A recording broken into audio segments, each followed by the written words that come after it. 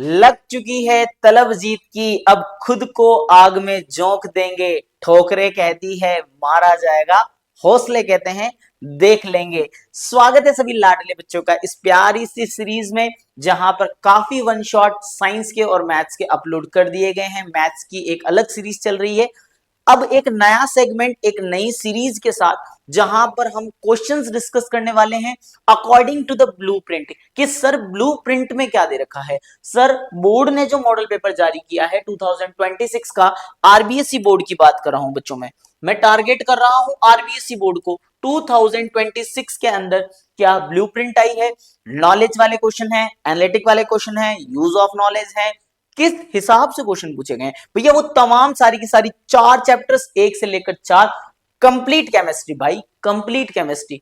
कोई क्वेश्चन बाहर नहीं जाएगा, कोई क्वेश्चन आपका बाहर यहां से जाने वाला नहीं है। कभी नहीं बोला चैनल को सब्सक्राइब करो, आज बोल रहा हूं अगर क्वेश्चन नहीं आए चैनल अनसब्सक्राइब कर देना।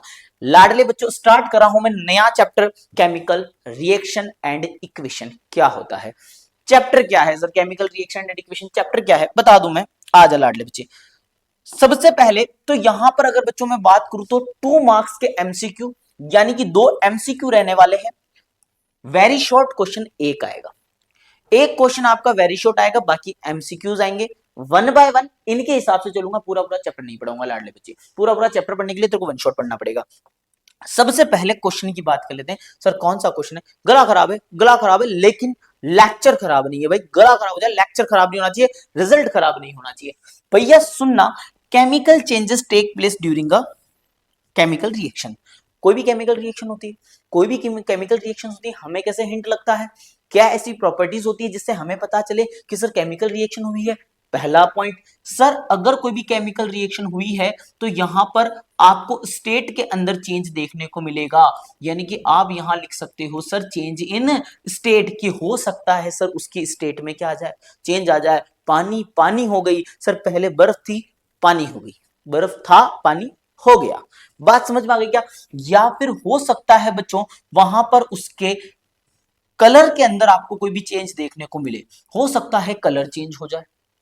तीसरा पॉइंट आ जाता है सर हो सकता है वहां पर evolution of gas, evolution of gas हो सकता है सर वहां से कोई गैस बाहर निकले, तब भी हम बोलेंगे कि सर केमिकल रिएक्शन हुई है।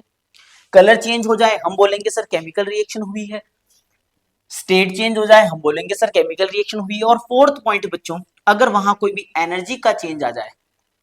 अब आप बोलोगे सर ये एनर्जी का चेंज क्या है, एनर्जी का चेंज का मतलब उसका टेम्परेचर कम या अगर ज्यादा हो जाता है, अगर टेम्परेचर के अंदर अगर कोई भी चेंज आता है लाडले प्यारे बच्चे, तो वहां पर भी हम बोलेंगे केमिकल रिएक्शन हुई है। एनसीईआरटी के अंदर सिर्फ ये 4 पॉइंट्स लिखे हुए हैं, एनसीईआरटी के अंदर सिर्फ ये 4 पॉइंट्स लिखे हुए हैं। मैं एक पॉइंट और बता दूं, अगर बच्चों कोई भी प्रेसिपिटेट बन रहा है, कोई पीपीटी अगर बन रही है, पीपीटी यानी कि वो नहीं है ये, वो पीपीटी सर आपके पीछे जो चल रही है पीपीटी, ये पीपीटी नहीं है। पीपीटी का मतलब होता है प्रेसिपिटेट। बात करूंगा अभी मैं आगे प्रेसिपिटेट क्या होता है। अगर इनमें से कुछ भी हो रहा है बच्चों, तो आप बोलोगे कि सर केमिकल रिएक्शन हुई है। सर क्वेश्चन इंपॉर्टेंट है क्या, बिल्कुल इंपॉर्टेंट की सीरीज में आया है तो इंपॉर्टेंट ही है, लेकिन बच्चों इतना ज्यादा इंपॉर्टेंट नहीं है, इतना ज्यादा इंपॉर्टेंट नहीं है, बहुत लेस, वेरी लेस चांसेस वाला क्वेश्चन पूछा जाएगा, मॉडल पेपर में डाला हुआ है। नेक्स्ट अपन बात कर लेते हैं, सर मान लिया केमिकल रिएक्शन हो गई, अभी तक सिर्फ एमसीक्यू बता रहा हूं, वेरी शॉर्ट लॉन्ग पर नहीं आया हूं, बाद में बात करूंगा।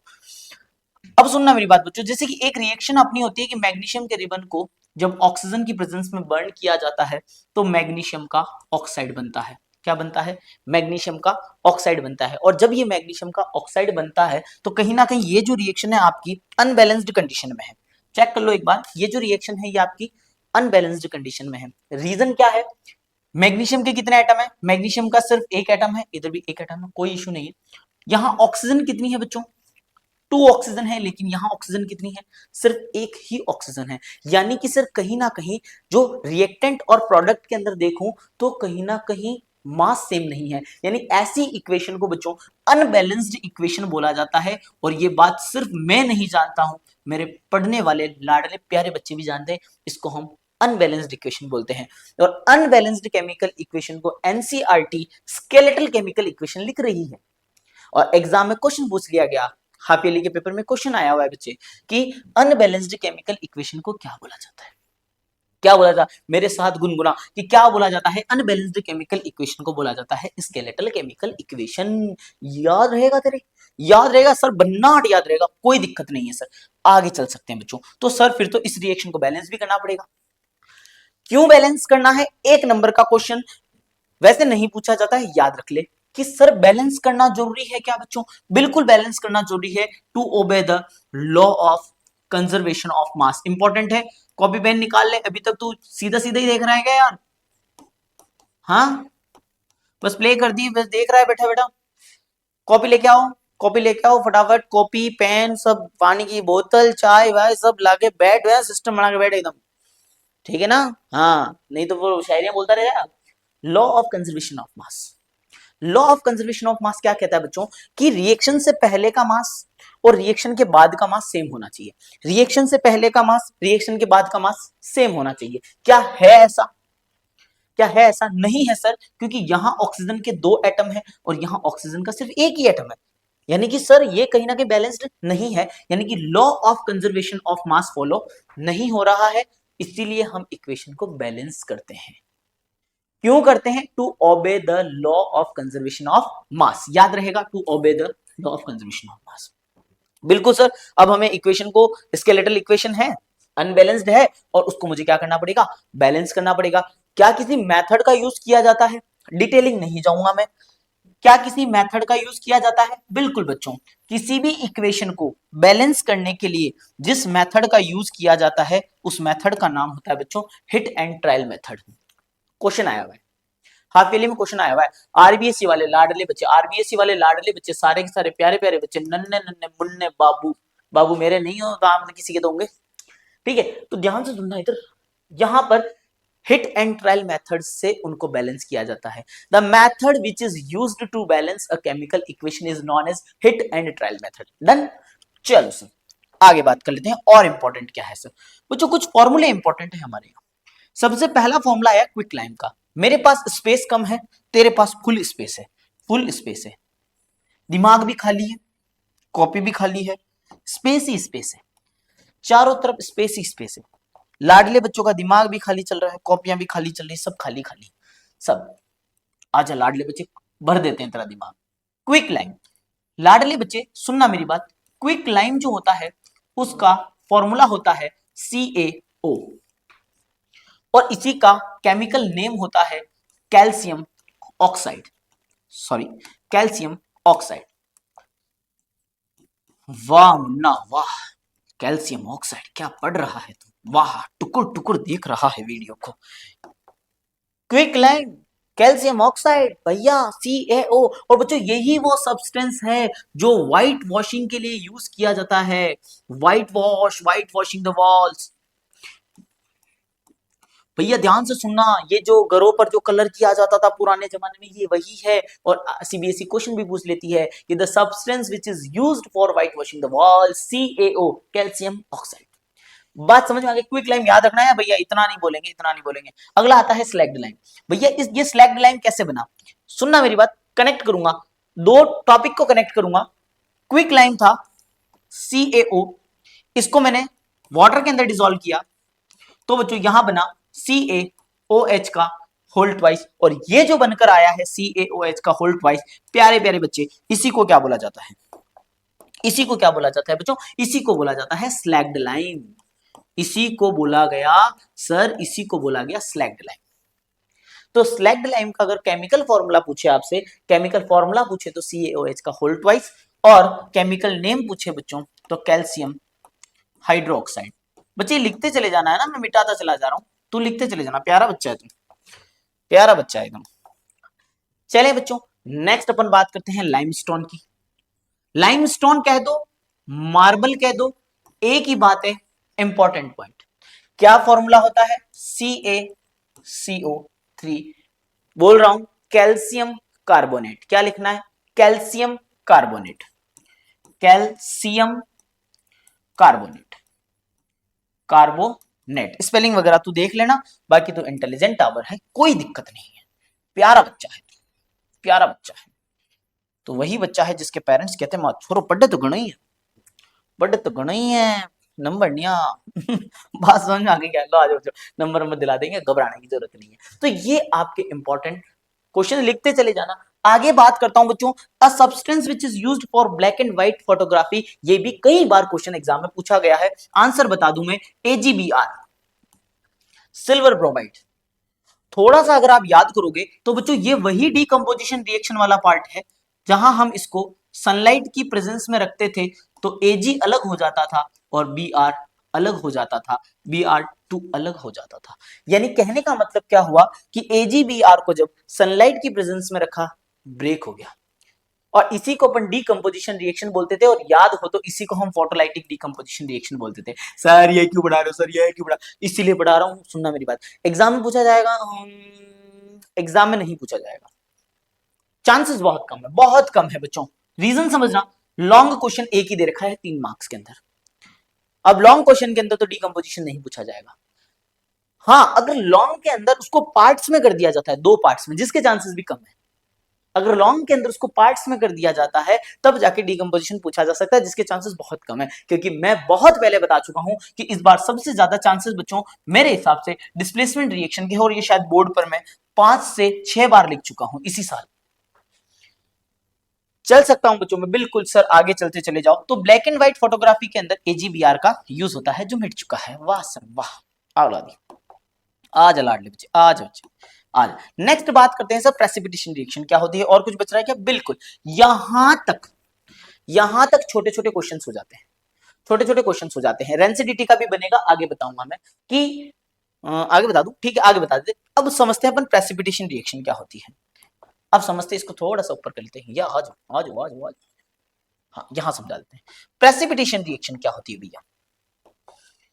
अब रेसिपिटेशन रिएक्शन क्या होती है बच्चों? कई बार रिएक्शन हो रही होती है और रिएक्शन होते होते उसके नीचे कुछ ऐसा सब्सटेंस बन जाता है।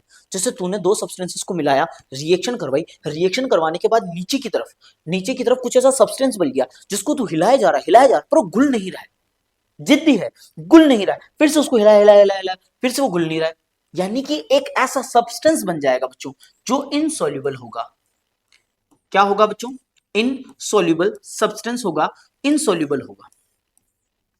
उस इनसॉल्युबल सब्सटेंस को हम बोलेंगे प्रेसिपिटेट, जो मैंने थोड़ी देर पहले लिखा था। Sir, a reaction in which a insoluble substance, जिसको अपन बोलेंगे प्रेसिपिटेट। और ये प्रेसिपिटेट जिसके अंदर बनता है, प्रेसिपिटेट, उसी रिएक्शन को बच्चों प्रेसिपिटेशन रिएक्शन बोला जाता है। अंग्रेजी में बोल रहा हूं, लाइन लिख दे। A reaction in which a insoluble substance called precipitate is formed is known as precipitation reaction है। प्यारे बच्चे, बात समझ आ गई? चलो सर, बिल्कुल सर, आपकी बातें हमारे समझ में आ रही है और मजा अलग आ रहा है। एक एग्जांपल लिख देता हूं मैं यहां, Na2SO4, इसकी रिएक्शन जब BaCl2 के साथ करवाई जाती है, बहुत प्यारा कंसेप्ट है, बहुत प्यारा कंसेप्ट है। तो यहां बनता है BaSO4 और साथ में NaCl बाहर हो जाता है। अब देखा जाए बच्चों तो ये डबल डिस्प्लेसमेंट रिएक्शन भी होगी। तू चल मैं आई, ये सोडियम चला गया क्लोरीन के साथ, आज से बेरियम तेरी सल्फेट मेरी हुई। टुकुर टुकुर, समझ आ गया? समझते चले जाओ, टुकुर टुकुर देखते चले जाओ। तो बच्चे ध्यान देना, ये जो BaSO4 बना है, ये BaSO4 एक PPT बन जाता है, प्रेसिपिटेट बन जाता है, जो गुलता नहीं है। एग्जाम्पल बता दिया प्रेसिपिटेशन, लाडले बच्चे समझ आ गया? इंपॉर्टेंट पॉइंट है प्रेसिपिटेशन रिएक्शन। चल सकता हूं बच्चों मैं आगे? हाँ सर, इंपॉर्टेंट है, चल सकते हैं आगे। अब ये प्रेसिपिटेशन रिएक्शन जो है ना बच्चों, ये प्रेसिपिटेशन रिएक्शन अगर आपकी पूछी जाएगी ना, तो ये आपकी पूछी जाएगी वेरी शॉर्ट के अंदर। MCQ के अंदर कैसे पूछेगा भाई? MCQ के अंदर नहीं पूछा जाएगा, वेरी शॉर्ट के अंदर पूछा जाएगा। चल सकता हूं बच्चों? हाँ सर, चलते चले जाओ, मजा आ रहा है। क्या पढ़ा रहे हो सर? बस यही पढ़ के जाना है। बिल्कुल बच्चे, यही पढ़ के जाना है, तेरे को बिल्कुल नहीं घबराना है। नो नीड टू फियर, भाई इज हियर। 1% नहीं घबराना है। होगा जो देख लेंगे भैया, होगा जो देख लेंगे, होगा जो देख लेंगे। स्टार्टिंग यहीं से हुई थी। आगे आ जाते बच्चों, बैलेंस द केमिकल इक्वेशन। आ क्या क्वेश्चन आया है वेरी शॉर्ट के अंदर, balance the chemical equation. Important है क्या? इंपॉर्टेंट है, लॉन्ग में इंपॉर्टेंट है, लॉन्ग क्वेश्चन के अंदर इंपॉर्टेंट है। इक्वेशन को बैलेंस करके जाना, बैलेंसिंग सीख के जाना। मैं नहीं करवाऊंगा, क्योंकि जो मैं करवाऊंगा वो भी यही तो बात समझ में आ रही क्या? तो बैलेंसिंग पढ़ के जाना बच्चों, क्योंकि यहां ब्लूप्रिंट के अंदर साफ साफ मेंशन है कि 3 मार्क्स का जो क्वेश्चन है, 3 मार्क का जो क्वेश्चन है वो यूज ऑफ नॉलेज से आएगा, यूज ऑफ नॉलेज से आएगा। लाडले बच्चों, इस बात को मैं इसीलिए यहां पर मेंशन कर रहा हूं क्योंकि तू जो पढ़कर जाएगा उससे इतना इंपॉर्टेंट पार्ट नहीं बनना है 3 नंबर में, क्योंकि वो यूज ऑफ नॉलेज से आएगा। अब यूज ऑफ नॉलेज का अगर क्वेश्चन है तो बच्चों इसके चांसेस बहुत ज्यादा बन जाते हैं कि आपको इक्वेशन बैलेंस करना आनी चाहिए। अगर यूज ऑफ नॉलेज का क्वेश्चन है, यानी कि ये जो क्वेश्चन है बच्चों, ये आपका लॉन्ग के अंदर चलेगा। अच्छे से पढ़ के जाना बेटा, 3 नंबर का सवाल है। चलें आगे। सर डिस्प्लेसमेंट रिएक्शन, बिल्कुल sir, displacement reaction long question का क्वेश्चन है 3 नंबर के अंदर। मैं तो पहले कह रहा था 2026 में, मुझे पता नहीं क्यों लग रहा है, मुझे पता नहीं क्यों लग रहा है बहुत ज्यादा इसके चांसेस हैं। 4 से 5 बार 6 बार ये चीज मैं बोल चुका हूं, चांसेस बच्चों है, बाकी आए ना आए वो तुम्हारी किस्मत भी है, बाकी हाँ चांसेस बहुत ज्यादा है, बहुत ज्यादा चांसेस हैं। क्या होता है डिस्प्लेसमेंट रिएक्शन में, मैं बता देता हूं आपको।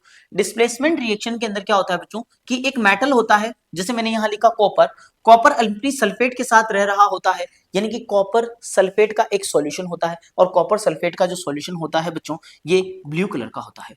लाडले बच्चों, ये क्वेश्चन ये ब्लू कलर का सॉल्यूशन होता है। हम इसके अंदर आयरन की नेल डाल देते हैं, आयरन की कील डाल दी।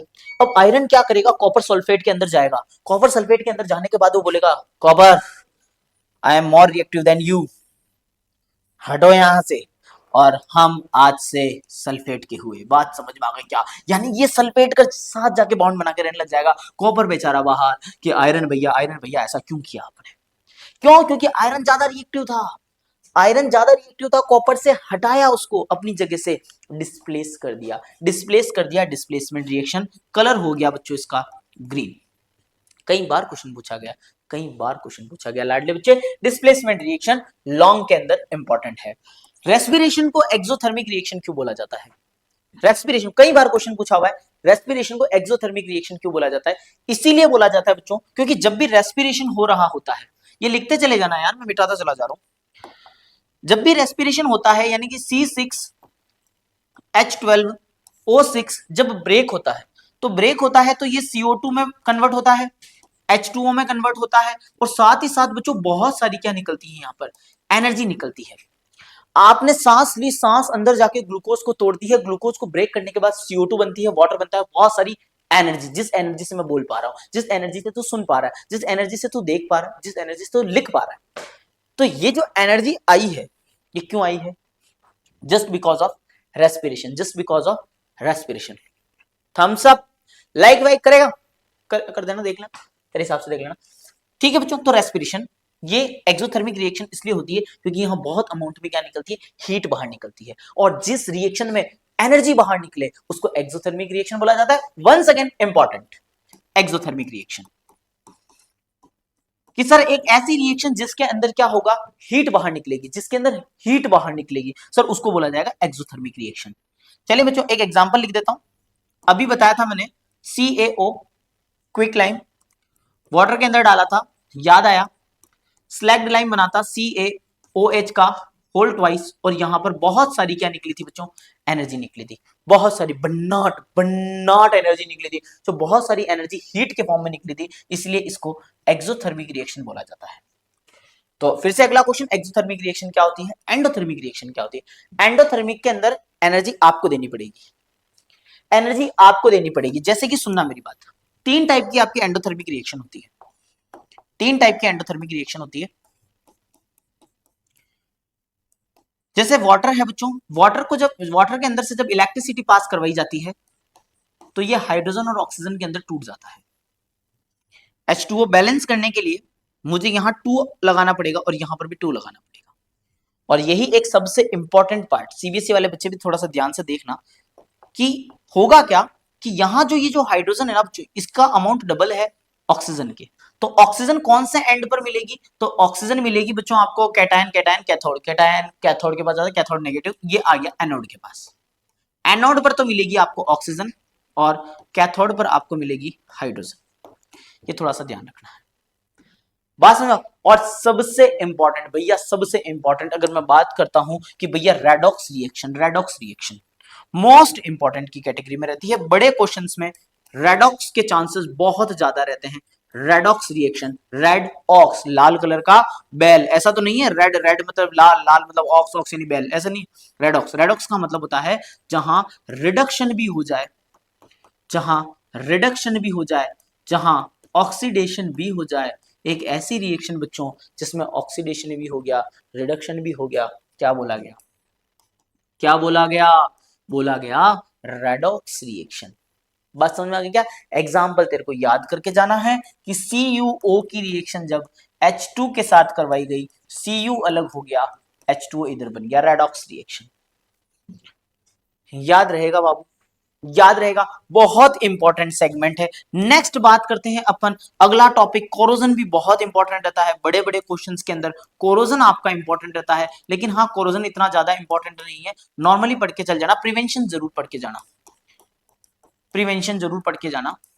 प्रिवेंशन किस तरीके से बचाया जा सकता है कोरोजन से, नॉर्मल है। एक लास्ट क्वेश्चन बता दूं बच्चों, रेंसिड फूड, रेंसिडिटी क्या होती है? रेंसिडिटी से ज्यादा क्वेश्चन नहीं आएगा, लेकिन एमसीक्यू बन सकता है बच्चों। एमसीक्यू बन सकता है कि जो रेंसिडिटी, जो आपका जो फूड होता है वो फूड खराब हो जाता है, क्योंकि फूड के अंदर मौजूद होता है फैट, फैट और ऑयल। फैट और ऑयल ने रिएक्शन करी ऑक्सीजन के साथ में और ऑक्सीडाइज्ड हो गए। क्या हो गए? ऑक्सीडाइज्ड हो गए, तो फिर रेंसिड हो जाता है। क्या करेंगे? प्रिवेंशन याद रखने। कैसे बचा सकते हो, कैसे बचा सकते हो? सर सबसे पहले तो हम उसे एयर टाइट कंटेनर में रख देंगे। एयर टाइट कंटेनर, वहां एयर नहीं जानी चाहिए। रेफ्रिजरेटर का यूज करेंगे। अच्छा, एक हम प्रिजर्वेटिव का यूज करेंगे, एंटीऑक्सीडेंट्स ऐड करेंगे, ये थोड़ा सा इंपॉर्टेंट है। एंटीऑक्सीडेंट, उसके अंदर जाकर एंटीऑक्सीडेंट्स ऐड कर देंगे जो उसको रोकेंगे प्रिजर्व होने से।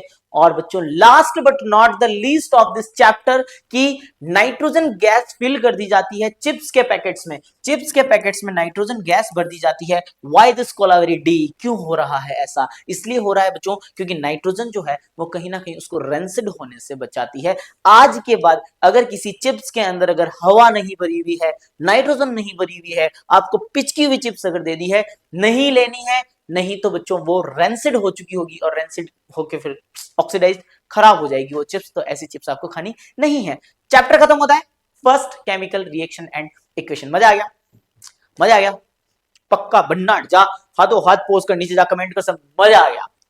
ठीक है, अब स्टार्ट कर रहा हूं मैं चैप्टर नंबर सेकंड। और बच्चों इससे पहले कि चैप्टर नंबर सेकंड में स्टार्ट करूं, तो फटाफट इन पॉइंट्स को नोट कर ले।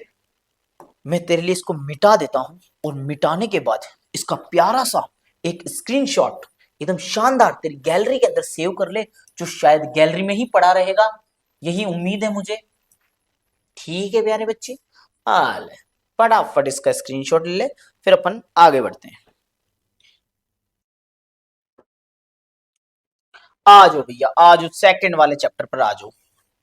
क्या कह रहा है? सेकंड चैप्टर का नाम एसिड बेस एंड सॉल्ट। भाई मेरे कुछ बाहर नहीं जाएगा, मैं बता रहा हूँ कुछ बाहर नहीं जाएगा, तो घबरा मत, घबरा मत, no need to fear, bye is here, घबराना बिल्कुल नहीं है। Acid base and salt marking scheme, marking scheme की अगर मैं बात करूं तो 2 नंबर के फिलअप पूछे जा रहे हैं। हाँ सर, एमसीक्यू नहीं है। Biggest disadvantage of this chapter, सबसे बड़ा डिसएडवांटेज है भाई, फिलअप नहीं आया, सॉरी एमसीक्यू नहीं आए, यहां दिक्कत आ रही है। एमसीक्यू फिलअप नहीं आए, गेम हो जाएगा यहाँ, वन शॉट 1 नंबर का, फिर से 3 नंबर का ये सेगमेंट है। ऐसे टाइप क्वेश्चन पूछा जा रहा है 4 नंबर का।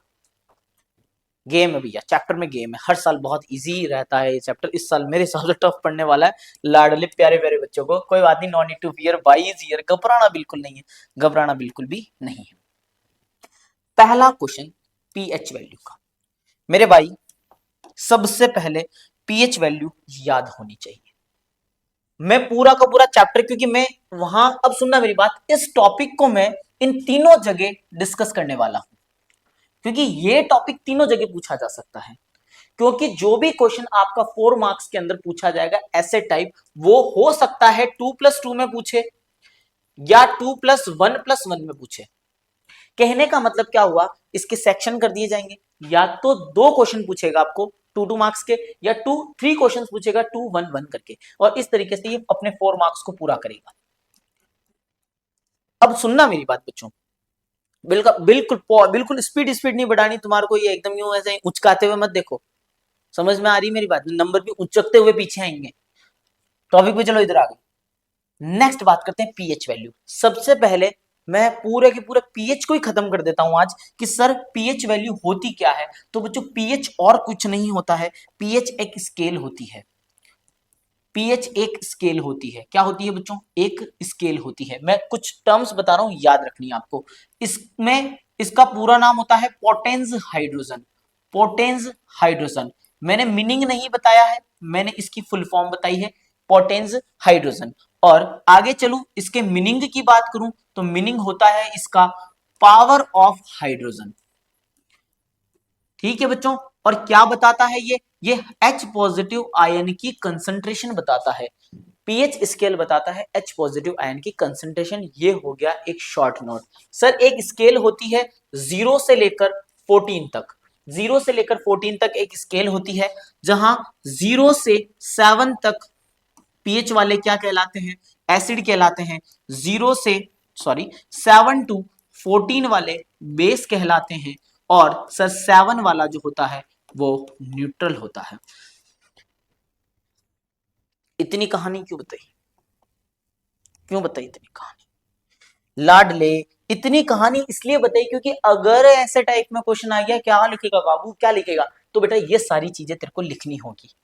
अब बात करता हूं मैं फिलअप की, वेरी शॉर्ट की। वेरी शॉर्ट में नहीं आएगा जो अब बताने जा रहा हूं। पीएच वैल्यू आपको याद रखनी है। जो पीएच वैल्यू मैं बताऊंगा उसके अलावा एग्जाम में कुछ नहीं आएगी। ठीक है। सबसे पहले तो पीएच वैल्यू तुझे याद करनी है HCl की। HCl को बच्चों हम गैस्ट्रिक जूस भी बोलते हैं। क्या बोलते हैं? गैस्ट्रिक जूस भी बोलते हैं। पीएच वैल्यू याद रखनी है 1.2। भैया याद रखनी है 1.2। अगला याद रखना है तेरे को लेमन जूस। लेमन जूस की पीएच वैल्यू होती है 2.2। याद कर, अभी के भी याद कर। उसके बाद बच्चों आपको वैल्यू याद करनी है एक ब्लड की पीएच वैल्यू होती है 7.4। नेक्स्ट अगर मैं बात करूं तो वाटर की पीएच वैल्यू कई बार एग्जाम में पूछी गई है, 7 होती है, न्यूट्रल होती है। टैप वाटर की अगर पूछ ले वो तो रेंज याद कर लेना 6.8 से 7.4 तक होती है, लेकिन ऐसी रेंज कभी पूछी नहीं जाएगी एग्जाम में। एग्जाम में सीधा सीधा ऑप्शन टेक के आना है 7। भाई है 7। बात समझ में आ गई क्या? और फिर आपको याद रखना है मोस्ट इंपॉर्टेंट बेटा, most important, milk of magnesia. Milk of magnesia बहुत इंपॉर्टेंट कंसेप्ट है। फॉर्मूला बता दूं, मिल्क ऑफ मैग्नीशिया का फॉर्मूला लिखते चले जाना। मेरे यहां स्पेस कम है, तेरे यहां स्पेस ही स्पेस है। मैग्नीशियम हाइड्रोक्साइड, दिमाग में भी स्पेस है, कॉपी में भी स्पेस है, आसपास भी स्पेस है, स्पेस ही स्पेस है। यहाँ स्पेस की कमी है तो इसका स्क्रीनशॉट भी ले सकता है। प्यारे प्यारे बच्चे पढ़ता रहे, मजा आ जाएगा, तेरा रिजल्ट आएगा, बहुत खुश होऊंगा मैं। पीएच वैल्यू होती है 10। पीएच वैल्यू कितनी होती है? 10 है, बेस होता है। और लास्ट आपको याद रखना caustic soda, NaOH sodium hydroxide. जो जो मैं बोल रहा हूं वो लिखते चले जाना है। Sodium hydroxide pH value 14। नहीं आएगा इस बार पीएच का क्वेश्चन, नहीं आएगा पीएच का क्वेश्चन। अनसब्सक्राइब का भी एक ऑप्शन होता है, कर देना भले ही। तो मेरी बात समझ में आ रही क्या? हाँ ठीक है ना? तो घबराना नहीं है, बिल्कुल no need to fear. 22 year कोई लोड लेने वाली बात नहीं है। ये टॉपिक तो कवर कर ले, पीएच का कंप्लीट क्वेश्चन है। ले भैया आ जा, नेम ऑफ एसिड। फिर से वही बात, क्वेश्चन अगर आएगा नेम ऑफ एसिड का, अगर क्वेश्चन आएगा फिलअप में ही आ सकता है, फिलअप के अंदर ही आ सकता है। जो जो एसिड के बता रहा हूं याद करते जाने हैं। सबसे पहले तो आपको याद रखना है मिल्क के अंदर कौन सा एसिड होता है। मिल्क कह दो या कर्ड कह दो, मिल्क और कर्ड के अंदर बच्चों लैक्टिक एसिड होता है। कौन सा एसिड होता है? लैक्टिक एसिड होता है। फिर आपको याद रखना है लेमन के अंदर, लेमन कह दो या ऑरेंज कह दो। मैं कैमरे पर बात नहीं कर रहा हूं इसलिए तू कंफ्यूज तो नहीं हो रहा है, तू बोर तो नहीं हो रहा है? हाँ बोर तो नहीं हो रहा लाडले बच्चे? बिल्कुल सिट्रिक एसिड होता है बच्चों। कौन सा होता है? आ गया कैमरे पे, आ गया कैमरे पे। सिट्रिक एसिड होता है, सिट्रिक एसिड होता है। ठीक है ना बच्चों? आगे चलते हैं। एक और याद रखना है बच्चों आपको, मिल्क हो गया और इसके बाद एसिड की बात करते हैं तो आपको टोमेटो का याद रखना है। टोमेटो, टोमेटो, टोमेटो के अंदर होता है आपका ऑक्जेलिक एसिड। कौन सा बच्चों? Oxalic acid. एक आपको याद रखना है एप्पल, एप्पल का नहीं पूछा जाता है इतना, मैलिक एसिड। कौन सा? Malic acid. फिर अपन बात करते हैं एक विनेगर, विनेगर, विनेगर को, विनेगर के अंदर, विनेगर को सॉरी विनेगर को तो बाद में बताऊंगा। एसिटिक एसिड होता है। क्या होता है? Acetic acid. फॉर्मूला होता है CH3COOH। विनेगर बेटा बहुत ज्यादा इंपॉर्टेंट है, चैप्टर नंबर 4 के अंदर भी आएगा विनेगर का क्वेश्चन, मैं बताऊंगा तेरे को, ठीक है ना। चलें आगे। तो विनेगर होता क्या है अभी बता देता हूं, ये वैसे चैप्टर 4 का पार्ट है। ऑलमोस्ट 5 to 8% सोल्यूशन होता है बच्चों, 5 to 8% solution of acetic acid. ये अपन बाद में बात कर लेंगे, तो कंफ्यूज मत हो, विनेगर के अंदर एसिटिक एसिड होता है, याद रह जाएगा। मोस्ट इंपॉर्टेंट भैया, आंटी अगर बटका भर जाए, ओ सर क्या बोल गए, क्या बोल गए क्या बोल गए, आंटी बटका नहीं भर जाएगा, आंट बटका भर जाए, आंट स्टिंग, आंट स्टिंग, नेसल स्टिंग, आंट स्टिंग, बेटा इसके अंदर होता है फॉर्मिक एसिड, फॉर्मिक एसिड। यार लाडले बच्चे याद करते जाए यार, लिखते चले जाओ, बहुत इंपॉर्टेंट है फॉर्मिक एसिड। अब यहां आपको दो नाम याद करने हैं, मैं आज बता रहा हूं, अब नहीं बताऊंगा, आगे चल के नहीं बताऊंगा।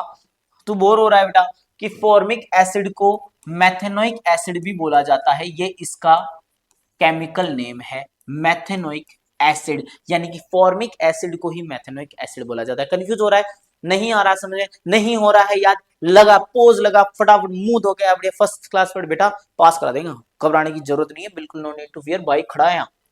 चलो भैया, मैथेनोइक एसिड, एसिटिक एसिड का भी बच्चों एक नाम होता है, वो होता है एथेनोइक एसिड। क्या होता है, एथेनोइक एसिड। बात समझ में आ गई क्या, अरे पढ़ लो पढ़ लो, दिक्कत हो जाएगी। वो एक बच्चा कल शायरी बोला था ऑफलाइन क्लास में, कि सर है ना पापा नहीं पढ़ेंगे तो हम उनसे एक डायलॉग मार देंगे कि सब कुछ मिल जाएगा जिंदगी में तो तमन्ना किसकी करोगे, सब कुछ मिल जाएगा जिंदगी में तो तमन्ना किसकी करोगे, कुछ अधूरी ख्वाहिशें होती है जो जीने का मजा देती है। लाडले ये ख्वाहिश वो ख्वाहिश नहीं है, यहाँ पढ़ना पड़ेगा, ये अधूरी ख्वाहिश से पापा कूटेंगे बहुत बुरी तरीके से। मेरी बात समझ में आ रही क्या, इस ख्वाहिश को पूरा होना मांगता, समझ में आ गई, कोई अधूरी ख्वाहिश नहीं रहनी चाहिए, यहाँ तो फोड़ा जाएगा बेटा। ठीक है, डायलॉग बाजी में नहीं पढ़ना, टॉपिक आ जा, हाँ आ जाए। मिल्क और कर्ड के अंदर लैक्टिक एसिड, लेमन और ऑरेंज के अंदर सिट्रिक एसिड, टोमेटो के अंदर ऑक्जेलिक एसिड, एप्पल के अंदर मैलिक एसिड, विनेगर के अंदर एसिटिक एसिड, एक टर्मराइन यानी कि इमली के अंदर होता है बेटा टार्टरिक एसिड, टर्मराइन के अंदर टार्टरिक एसिड होता है। तेरे राइटिंग समझ में आ रही है, टार्टरिक एसिड होता है, ये याद करना है तेरे को, ये सारे के सारे एसिड बहुत ज्यादा इंपॉर्टेंट है, याद रहे, बहुत अच्छी बात है, नहीं तो कोई बात नहीं। संविधान में कहीं नहीं लिखा हुआ है, कहीं कॉन्स्टिट्यूशन में नहीं लिखा हुआ है कि 10th क्लास को एक बार में ही पास करना जरूरी है, तेरी इच्छा हो जितनी बार पढ़। घर वालों ने कह के भी भेजा था तेरे को स्कूल, स्कूल में कह के भेजा था बेटा कि जुन्नी आवे वापस पढ़ लेना, वापस पूछ लेना, 10वीं नहीं समझ में आई वापस पढ़ लेना बात समझ में आ गई क्या, नाक मत कटा नालायक को, पढ़ना पड़ेगा। लो भैया, नेम ऑफ सॉल्ट, भैया यहां से क्वेश्चन कभी टला ही नहीं है, आज से पहले भी नहीं टला है, आगे भी नहीं टलेगा, सुनना मेरी बात। सॉल्ट्स के क्वेश्चन बता दूं मैं, तीन चीजें बताऊंगा, लिखनी ज्यादा है देखना कम है। सबसे पहले तो कास्टिक सोडा, कास्टिक सोडा, फिर आपको याद रखना है कास्टिक सोडा के बाद आपको याद रखना है common salt, common salt. Lecture चाहे लंबा हो जाए कोई गम नहीं है, लेक्चर लंबा, क्वालिटी मेंटेन होनी चाहिए। कॉमन सॉल्ट हो गया, कॉमन सॉल्ट के बाद आपको याद रखना है बेकिंग सोडा, बेकिंग सोडा, फिर आपको याद रखना है ब्लीचिंग पाउडर, ब्लीचिंग पाउडर, और ब्लीचिंग पाउडर के बाद में तुझे याद रखना है पीओपी या वॉशिंग सोडा, लिख दो वॉशिंग सोडा, और वॉशिंग सोडा के बाद में आपकी पीओपी आ गई, पीओपी के बाद में आपका जिप्सम आ गया, समझते चले जाना। सबसे पहले बात करता हूं मैं कास्टिक सोडा। कास्टिक सोडा होता है बच्चों आपका NaOH, सोडियम हाइड्रोक्साइड, लिखना सोडियम हाइड्रोक्साइड। कॉमन सॉल्ट होता है आपका NaCl, सोडियम क्लोराइड, क्या बच्चों, सोडियम क्लोराइड, याद रह जाएगा। बेकिंग सोडा होता है आपका NaHCO3, यह आपका baking soda, sodium hydrogen carbonate, sodium hydrogen carbonate. फिर आता है ब्लीचिंग पाउडर, ब्लीचिंग पाउडर होता है CaOCl2, कैल्शियम ऑक्सी क्लोराइड। फिर आता है वॉशिंग सोडा, वॉशिंग सोडा होता है Na2, Na2 CO3.10H2O। 10 मॉलिक्यूल यहां पर पानी के भी होते हैं। इन सॉल्ट में से क्वेश्चन पूछा जाता है। सर मैं कैसे याद करूंगा? देख मैं अभी बताता हूं। सोडियम याद कराने की गारंटी मेरी, घबराना नहीं। इधर आ जाओ। पीओपी होता है बच्चों कैल्शियम सल्फेट, हेमीहाइड्रेटेड कैल्शियम सल्फेट, और उसके बाद में साथ में लग जाता है हाफ H2O, आधा मॉलिक्यूल H2O का। यहां पर 2 मॉलिक्यूल हो जाते हैं CaSO4 2H2O। समझते चले जाना बच्चों। कैसे याद रहेगा? सारे तेरे को याद रहे ना रहे, पहले तो मैं ट्रिक बता देता हूं। सोडे के अंदर सोडियम आ रहा है, सोडे के अंदर सोडियम आ रहा है, ये देखो वॉशिंग सोडा, सोडा, ये देखो सोडियम। वॉशिंग सोडा के साथ पानी चाहिए, बिल्कुल चाहिए। वॉशिंग सोडा किस में पानी में डालेंगे? 10H2O, बिल्कुल सर।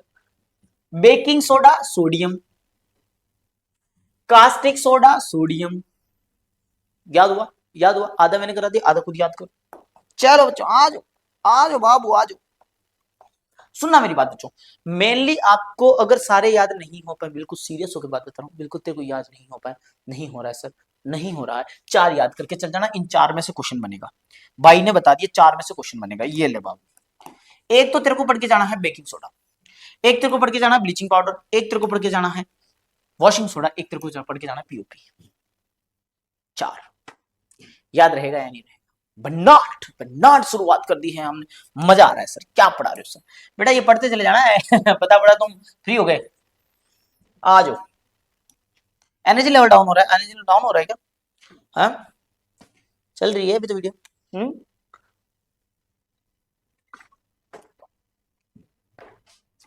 आ जाओ, चले लाडले बच्चों, आ जाए। एनर्जी आ गई, एनर्जी आ गई सर, भन्नाट एनर्जी आ गई। बेटा सुनना मेरी बात, नेक्स्ट आया है water of crystallisation. Water of crystallisation, अच्छा इनके यूजेस भी पढ़ के जाने हैं ना बेटा, यूजेस भी पढ़ के जाना है। पीओपी, पीओपी हमारे घर में काम आती है सर, फोर सीलिंग करवाई थी पापा ने सर, वहां काम आई पीओपी।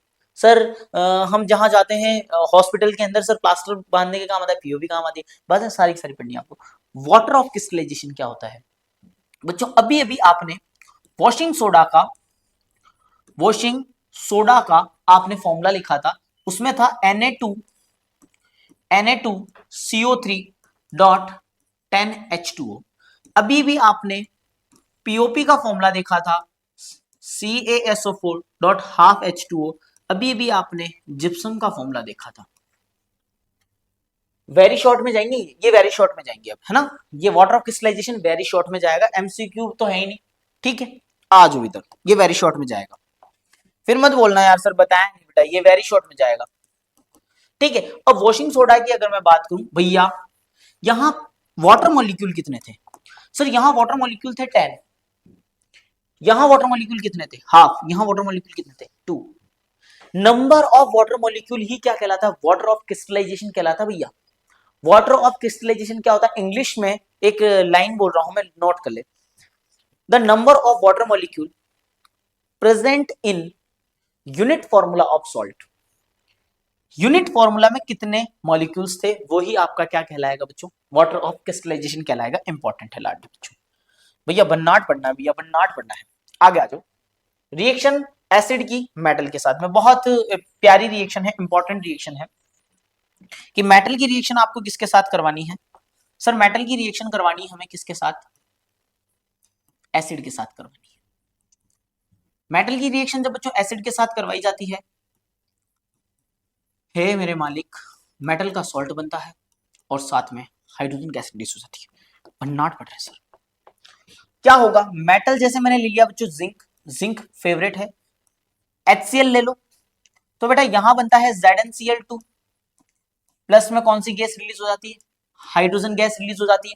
इस हाइड्रोजन गैस का एक कंफर्मेशन टेस्ट भी है अपना, कि सर इसको हम सोप सॉल्यूशन से पास करवाते हैं, बबल्स बनते हैं, बर्निंग कैंडल लेकर पॉप साउंड आया, वो हाइड्रोजन गैस का कंफर्मेशन टेस्ट है। ये पढ़ के जाना है आपको, थोड़ा सा अच्छा क्वेश्चन है, इंपॉर्टेंट भी रहता है। इंडिकेटर्स की बात कर लेते हैं। सर इंडिकेटर क्या होते हैं बेटा? वो सब्सटेंस जो आपको बताते हैं कि the given substance is either basic और एसिडिक। कोई भी चीज एसिड है या बेस है, ये मुझे कौन बताएगा? ये मुझे बताता है इंडिकेटर। ये मुझे क्या बताता है, इंडिकेटर बताता है। ऐसा नहीं कि इंडिकेटर देखा तुमने, गाड़ी के पीछे दो इंडिकेटर्स लगे हुए होते हैं, गाड़ी के साइड में लेफ्ट और राइट में दो इंडिकेटर्स लगे हुए होते हैं, और हम जाते हैं आगे, हम जाते हैं और राइट इंडिकेटर देख के हम लेफ्ट में घूम जाते हैं। ये बात हमारी तो नहीं थी, बात समझ में आ गई क्या? तो राइट इंडिकेटर देखे, लेफ्ट में घुस गए हम, हमारी बात नहीं थी ये, तो बेटा वहां इंडिकेट किया गया है, ब्लिंक किया गया है कि मैं उधर जा रहा हूं। अब सुनना मेरी बात, यही इंडिकेटर्स आपको बताएंगे कि सब्सटेंस एसिड है या बेस है। अब ये इंडिकेटर्स कितने टाइप के होते हैं, ऊपर कर दूं स्लाइड, ऊपर कर दूं, इंडिकेटर्स कितने टाइप के होते हैं यहां तक आ जाते हैं, ठीक है। अब सुनना मेरी बात लाडले बच्चे, इंडिकेटर्स की अगर मैं बात करूं तो एक होते हैं नेचुरल इंडिकेटर। कौन से इंडिकेटर? नेचुरल इंडिकेटर हमें बताएंगे कि सब्सटेंस एसिड है या बेस है। एग्जांपल लिख रहा हूं मैं कुछ, एक तो आपको याद रखना है टर्मरिक, टर्मरिक यानी हल्दी, स्पेलिंग आप इधर उधर देख सकते हो कि टर्मरिक यानी कि जो हल्दी हो जाती है। एक आपको याद रखना है red cabbage leaves, red cabbage leaves, ये भी आपको याद रखना है। और रेड केबेज लीव्स के अलावा अगर मैं आगे बात करूं तो एक आपको याद रखना है लिटमस। एक बार सीबीएस आरबीएससी ने क्वेश्चन पूछ लिया गया था कि लिटमस क्या होता है। तो लिटमस बच्चों एक पर्पल डाई होती है, जो हमें पर्पल डाई होती है जो हमें पेड़ों से मिलती है, पर्पल डाई होती है जो हमें पेड़ों से मिलती है। और उस पेड़ का नाम पूछ लिया था तो लिचिन नाम के एक पेड़ से हमें ये डाई मिलती है। तो ये नेचुरल इंडिकेटर में आ जाएगा आपका, ठीक है। दो याद रखने हैं आपको, सिंथेटिक इंडिकेटर, लिखते चले जाना भैया, मैं ज्यादा रुकूंगा नहीं। Synthetic indicator, synthetic indicator, synthetic indicator में दो नाम आपको याद रखने, मिथाइल ऑरेंज, मिथाइल ऑरेंज और फिनेप्थिलीन, मिथाइल ऑरेंज और फिनेप्थिलीन। स्पेलिंग देख लेना यार, फिनेप्थिलीन, स्पेलिंग के नंबर नहीं कटते अपने। ये दो सिंथेटिक इंडिकेटर के एग्जांपल हो गए। अगला इंडिकेटर बता दूं मैं, ऑल फैक्ट्री इंडिकेटर, भैया बहुत ज्यादा इंपॉर्टेंट है। All factory indicators, all factory indicators बहुत ज्यादा है। क्या होते हैं ऑल फैक्ट्री इंडिकेटर्स? इनकी ऑर्डर चेंज हो जाती है बच्चों, यानी कि एसिडिक और बेसिक मीडियम में इनकी ऑर्डर चेंज हो जाएगी। ऑर्डर का मतलब होता है गंध, गंध मतलब स्मेल तो नहीं कहेंगे अपन, स्मेल या फ्रेग्रेंस जिसको अपन बोलते हैं, ऑर्डर चेंज हो जाती है। और जब इनकी ऑर्डर चेंज हो जाएगी तो बच्चों ये कौन से होंगे आपके ऑल फैक्ट्री इंडिकेटर्स होंगे। यानी कि द सब्सटेंस, लिख लेना, the substance which change their order in acid और बेसिक मीडियम। तीन एग्जांपल याद रखने हैं, ऑनियन, वनीला और क्लोव, एनसीईआरटी की बता दी मैंने आपको। ऑल फैक्ट्री इंडिकेटर्स बहुत ज्यादा इंपॉर्टेंट है, तो इंडिकेटर का क्वेश्चन भी आपका इंपॉर्टेंट रहता है, बहुत ज्यादा इंपॉर्टेंट रहता है। ये सारे के सारे मैं किसमें बता रहा हूं बच्चों, ये क्या है ना, वो जो सेगमेंट आपका पूछा गया, आप बोल रहे हो सर सारे के सारे बता दिए, नहीं लाडले बच्चे, ऐसे टाइप में जो 4 नंबर में पूछा गया है ना, ये सारे पूछे हुए क्वेश्चंस बता रहा हूं मैं। क्लोरल प्रोसेस अभी एक्सप्लेन करते हैं। अच्छा, एसिड और बेस दोनों में कॉमन बात क्या है? दोनों में कॉमन बात यह है कि सर दोनों इलेक्ट्रिसिटी का कंडक्शन करते हैं, क्योंकि एसिड देते हैं H पॉजिटिव आयन, बेस देते हैं OH नेगेटिव आयन, तो दोनों ही आयनाइज हो जाते हैं, तो कहीं ना कहीं इलेक्ट्रिसिटी के गुड कंडक्टर होते हैं। नेक्स्ट बात करते हैं एसिड रेन क्या होती है। होता क्या है ना बच्चों, सुनना मेरी बात, जब भी आपका जो पीएच वैल्यू है, या फिर अपन ये कह सकते हैं कि जब भी नॉन मेटल रिएक्ट करते हैं, हमारे एटमॉस्फेयर के अंदर बहुत सारे नॉन मेटल के ऑक्साइड्स मौजूद हैं। नॉन मेटल के ऑक्साइड का मतलब हमारे एटमॉस्फेयर में SO2 मौजूद है, सल्फर डाइऑक्साइड, हमारे यहाँ कार्बन डाइऑक्साइड मौजूद है, ये एसिडिक नेचर की होती है। जब ये वाटर इसके अंदर मिल जाती है एटमॉस्फेयर के अंदर, फिर जो बारिश आती है तो उस बारिश के साथ में जब ये मिक्स हो जाती है, तो मिक्स होने के बाद उसकी पीएच वैल्यू, उस पानी की पीएच वैल्यू 5.6 से जैसे ही ड्रॉप करती है, तो बच्चों वो रेन आपकी एसिड रेन हो जाती है। ये इतना इंपॉर्टेंट नहीं है पर पूछा जा रहा है, इतना इंपॉर्टेंट नहीं है, ये बहुत ज्यादा इंपॉर्टेंट है। चले इसमें भी इंपॉर्टेंट मार्क करवा दूंगा। Neutralisation most important, most most most most most important. भैया एसिड मिला किसके साथ? एसिड किसके साथ मिला? बेस के साथ, एसिड मिला बेस के साथ, गर्म पानी ठंडा पानी, गर्म पानी ठंडा पानी गुनगुना पानी। बात समझ आ गई क्या? यानी कि एसिड को जब मैं बेस के साथ मिलाया तो न्यूट्रल हो गया, कॉमन हो गया, नॉर्मल हो गया। इसी को बोलते हैं बच्चों neutralisation reaction. Salt plus water बनाएगा। When acid reacts with base, it forms salt plus water. ले यार एक रिएक्शन लिखवा देता हूं। एसिड की जगह मैंने ले लिया HCl, बेस की जगह ले लिया मैंने NaOH, और लाड रहे बच्चों यहां बनेगा NaCl प्लस H2। याद रह जाएगा क्या लाडले बच्चे? याद रह जाएगा। नेक्स्ट बात करते हैं अपन क्लोर एल्केली प्रोसेस, और ये लास्ट कंसेप्ट होगा, और उसके बाद फिर अपन नए चैप्टर की तरफ बढ़ेंगे। मुझे भी पता है तेरे को लग रहा है कि यार बोर हो गए सर, लेकिन यार पढ़ना पड़ेगा बेटा, कोई इलाज नहीं है, कोई इलाज नहीं है। होता क्या है बच्चों, हम यहाँ पर क्लोर एल्केली प्रोसेस बहुत सिंपल सा कंसेप्ट है।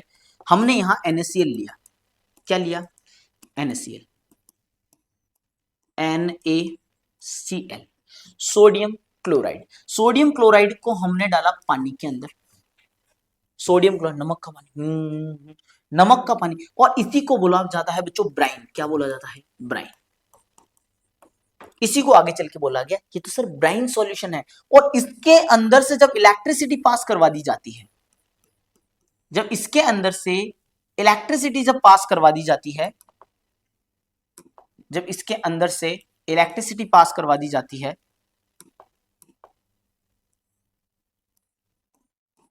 यहां से करंट गया, ये करंट गया, ये इलेक्ट्रिसिटी पास करवा दी जाती है। यानी कि मैंने क्या किया बच्चों, सुनना इधर, मैंने यहां NaCl लिया, उसको डाला पानी के अंदर, पास करवाई बच्चों यहां से इलेक्ट्रिसिटी, होगा क्या? यहां बनेगा NaOH, यहां बनेगा NaOH, sodium hydroxide, hydrogen gas release हो जाएगी, क्लोरीन गैस रिलीज हो जाएगी। हुआ क्या कि सर इस प्रोसेस के दौरान जब ये प्रोसेस हो रहा था तो मुझे एक तो एल्कली मिला, ये एक एल्कली है यानी कि एक बेस मिला, और एक क्लोरीन मिली, इसलिए इस प्रोसेस को बोला जाता है क्लोर एल्कली प्रोसेस। थोड़ा सा डीपली तो तेरे हिसाब से पढ़ लेना कि क्या था, ये क्वेश्चन बहुत ज्यादा इंपॉर्टेंट है बच्चों। ये लो भैया, ये आपका सेकंड चैप्टर बच्चों कंप्लीट हो जाता है। मैं इसमें इंपॉर्टेंट मार्क कर दूं कि सर मेरे से तो ये भी नहीं पढ़ा जाएगा, आपने तो भन्नाट पढ़ा दिया है, पता नहीं मेरे से तो ये हो ही नहीं रहा है, मैं क्या करूंगा सर, मुझसे कुछ नहीं हो रहा। ये ले बाबू, मैं तेरे को बता दूं क्या क्या पढ़ना है तेरे को सब। यार भाई इतना कैसे काम चलेगा। पीएच वैल्यू मोस्ट इंपॉर्टेंट है आपका, पीएच वैल्यू आपको पढ़ के जानी है, नेम ऑफ एसिड आपको पढ़ के जानी है, ये तो आपको छोड़ना ही नहीं है। हाँ, वाटर ऑफ क्रिस्टलाइजेशन देखो तो देख के चल जाना, इतना ज्यादा इंपॉर्टेंट नहीं है। न्यूट्रलाइजेशन रिएक्शन बहुत ज्यादा इंपॉर्टेंट है, इंडिकेटर्स बहुत ज्यादा इंपॉर्टेंट है, ये तो तू छोड़ के नहीं जा सकता भाई, सवाल ही नहीं है। इनको छोड़ने से पहले तो सब कुछ छोड़ना पड़ता है। उसको भी छोड़ दे, उसको भी छोड़ दे ये छोड़ना है तो उसको छोड़ दे। बात समझ में आ गई? चल सकता हूँ मैं आगे, चल सकता हूँ। ये लो बच्चों स्क्रीनशॉट ले लो इसका, ये क्वेश्चंस आपको करने हैं, और इनसे बार पेपर नहीं जाएगा, लाडले बच्चे नहीं जाएगा। भाई ने बोल दिया है करने का मतलब करने का, ऐसे टाइप में भी क्वेश्चन यहीं से बनेंगे। हम सब अच्छा, एक बहुत इंपॉर्टेंट सेगमेंट रह गया था, सुनना मेरी बात, बहुत इंपॉर्टेंट सेगमेंट रह गया था। इनकी रिएक्शंस भी पूछी जाती है बच्चों, इनकी रिएक्शंस भी पूछी जाती है कि ये एसिड के साथ में क्या रिएक्शन, एसिड जो, ये तो बता दिया मैंने, इनकी केमिकल प्रॉपर्टीज के हिसाब से रिएक्शन भी पूछी जा रही है। इतना इंपॉर्टेंट नहीं है, लेकिन यार ये ऐसे टाइप वाला ले नहीं डूबे तुम्हारे को, इसको अच्छे से प्रिपेयर कर लेना थोड़ा सा, है ना। चल सकते हैं कि बाकी इंपॉर्टेंट पार्ट मैंने सारा ले ले, स्क्रीनशॉट ले ले। थर्ड चैप्टर पे चल रहा हूं मैं, चले भैया। अब अपन आ जाते हैं बच्चों थर्ड चैप्टर के अंदर। भैया थर्ड चैप्टर के अंदर डाइवर्सिटी बहुत ज्यादा है, डाइवर्सिटी बहुत ज्यादा है, घबराना बिल्कुल नहीं है। एनालिसिस के साथ में आए हैं, जैसे उठ के नहीं आए भैया, उठ के नहीं आए, पूरा का पूरा एनालिसिस किया हुआ है पेपर के ऊपर। आ जाए इधर, सबसे पहला सेगमेंट तो भैया 2 MCQ पूछे जा रहे हैं, 2 MCQ पूछे जा रहे हैं। सुनना मेरी बात, यहां वही बच्चा खेल जाएगा जिसको समझ में आता है। सिर्फ नोट्स रट के जो बच्चा जाएगा वो एमसीक्यू में उलझेगा, क्योंकि मैंने यहाँ स्पेशली मेंशन करा हुआ है कि दोनों जो क्वेश्चन है वो एनालिसिस से आने वाले हैं आपके, यानी कि एमसीक्यू एनालिसिस बेसिस पर होगा। आप एनालाइज करोगे चीजों को, आपको अगर आता है आप चीजों को एनालाइज करके ही आंसर दे पाओगे। जैसा कि मैं एक एग्जांपल आपको बता देता हूं कि रिएक्टिविटी सीरीज से क्वेश्चन इंपॉर्टेंट बनता है, कभी नहीं टला है, मोस्ट इंपॉर्टेंट। अब रिएक्टिविटी सीरीज क्या होती है, कई बार मैं आपको बता चुका हूं। रिएक्टिविटी सीरीज होती है बच्चों आपका काशी, नाथ, का, माली, आलू, जरा, फीके, पकाता, है, कॉपर, सिल्वर और गोल्ड। तो बच्चों आपसे पूछा जाएगा कि रिएक्टिविटी सीरीज के बिहाफ पर आपसे क्वेश्चन पूछ लिया जाएगा कि भैया रिएक्टिविटी सीरीज के हिसाब से बता कि कौन ज्यादा रिएक्टिव है, कौन कम रिएक्टिव है, कौन किसको डिस्प्लेस कर सकता है, कौन किसको डिस्प्लेस नहीं कर सकता है। यानी कि रिएक्टिविटी सीरीज आपकी मोस्ट इंपॉर्टेंट वाली कैटेगरी में चली जाती है। जिस बच्चे को रिएक्टिविटी सीरीज का क्वेश्चन आ गया तो बेटा वो डिस्प्लेसमेंट भी कर देगा और उसके बाद रिएक्टिविटी सीरीज का कोई सा भी क्वेश्चन कर देगा और यही उसके आगे मेटलर्जी में भी काम आएगी। चलें आगे। तो बच्चों एमसीक्यू एनालिसिस बेसिस पर यहां पर हो गया। नेक्स्ट बात करते हैं सर एक्वारेजिया क्या होता है। एक्वारेजिया वैसे वेरी शॉर्ट का क्वेश्चन है। एक्वारेजिया को अगर मैं बच्चों आगे लेकर चलूं तो ये कहीं ना कहीं वेरी शॉर्ट टाइप का क्वेश्चन है, लेकिन भैया क्या करे बोर्ड एग्जामिनर का, एमसीक्यू में भी पूछ सकता है भाई, एमसीक्यू के अंदर भी पूछ सकता है। सर एक्वारेजिया होता क्या है, इंपॉर्टेंट मार्क करना। एक्वारेजिया क्या होता है कि हम बच्चों एक तो लेते हैं HNO3 और एक लेते हैं बच्चों हम HCl। दोनों कैसे होने चाहिए, सबसे पहले दोनों कंसंट्रेटेड होने चाहिए, बट नॉट प्योर। ये भी कंसंट्रेटेड होना चाहिए बट नॉट प्योर। और बेटा रेशियो कितना लेना है, 3:1। यानी कि concentrated hydrochloric acid and concentrated HNO3 जब इनको हम 3:1 के अंदर 3:1 के अंदर जब हम मिक्स कर देते हैं तो बच्चों वो क्या बन जाता है, एक्वा रेजिया बन जाता है। और इसी एक्वा रेजिया को हम रॉयल वाटर भी बोलते हैं। और बच्चों ये सुनारों द्वारा यूज किया जाता है, यानी कि गोल्ड का जो काम करते हैं उनके द्वारा इसको यूज किया जाता है ज्वेलरी वगैरह धोने करने में, तो वहां एक्वारेजिया का यूज किया जाता है। कितने पॉइंट्स बता दिए मैंने, 2 पॉइंट्स बता दिए। नेक्स्ट छोटा क्वेश्चन कहां से आएगा, नेक्स्ट छोटा क्वेश्चन आएगा सर एलॉय से। एलॉय क्या होता है, अलॉय होता है सर, अलॉय का मतलब होता है दो चीजों को मिक्स किया आपने, दो मेटल्स को मिक्स किया और दो मेटल्स को जब मिक्स करते हैं तो बच्चों वो क्या बन जाता है, अलॉय बन जाता है। क्या बन जाता है, अलॉय बन जाता है, यानी mixture of two metal, homogeneous mixture of two metal. और बच्चों यहां आपसे पूछा जाता है brass is an alloy of, brass किसका अलॉय होता है, तो ब्रास बच्चों अलॉय होता है कॉपर और जिंक का। ये याद रखना है, कई बार एग्जाम में क्वेश्चन पूछा गया है। Brass is an alloy of copper and zinc. चले बच्चों आगे, बिल्कुल सर आगे चलते चले जाओ। एक क्वेश्चन और आ रहा है यहाँ, मेटलर्जी से बता देता हूं मैं। बिल्कुल मेटलर्जी, सबसे पहले तो मेटलर्जी होती क्या है, ये कभी नहीं पूछा जाएगा आपसे मेटलर्जी क्या होती है। मेटलर्जी एक प्रोसेस होती है बच्चों जहां से हम मेटल को बाहर निकालते हैं, जिसमें से हम मेटल खींच के बाहर निकालते हैं। और मेटल किस में से निकलता है, जो आप मैंने जो वन शॉट है उसमें डाल रखा है कि जो भी हम लेकर आ रहे हैं वो मिनरल है। वो क्या है, मिनरल है बच्चों, वो क्या है, मिनरल है। जो हम लेकर आए वो मिनरल है। उस मिनरल में से जब हमने गैंग को अलग कर दिया, इंप्योरिटीज को अलग कर दिया, तो फिर बचा बच्चों ओर। ये सबसे इंपॉर्टेंट है, ओर।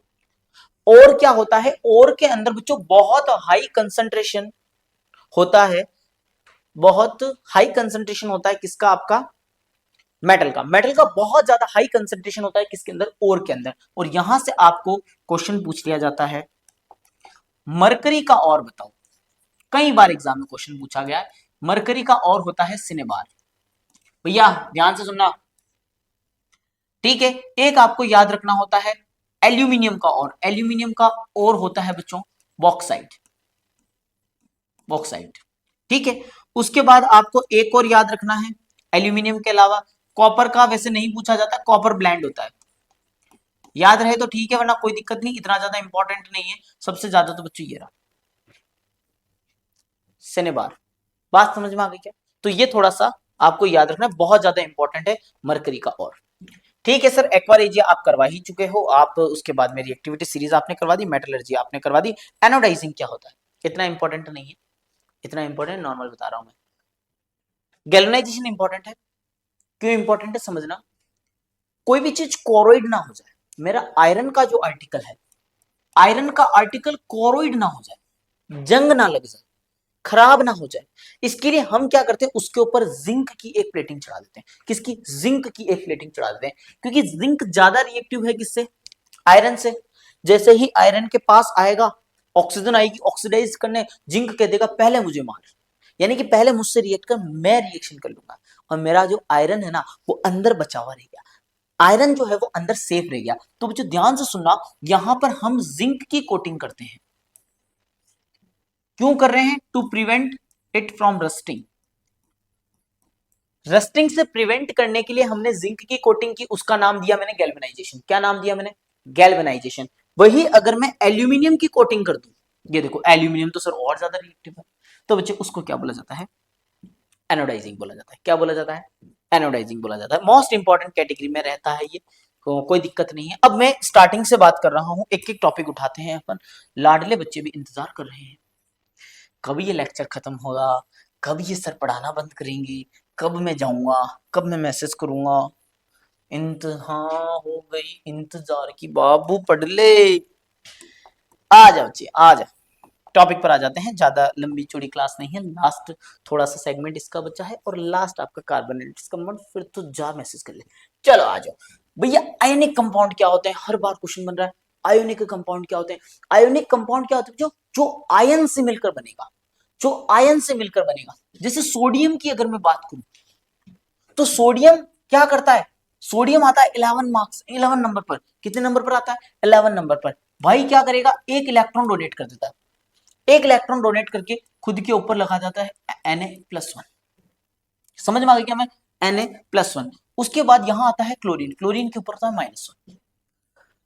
भैया भैया मेरे, बात समझ में आ गई? हाँ गाना नहीं गाना? हाँ, तो ये होता है बच्चों आपका कैटायन, ये होता है कैटायन ये होता है बच्चों एनायन।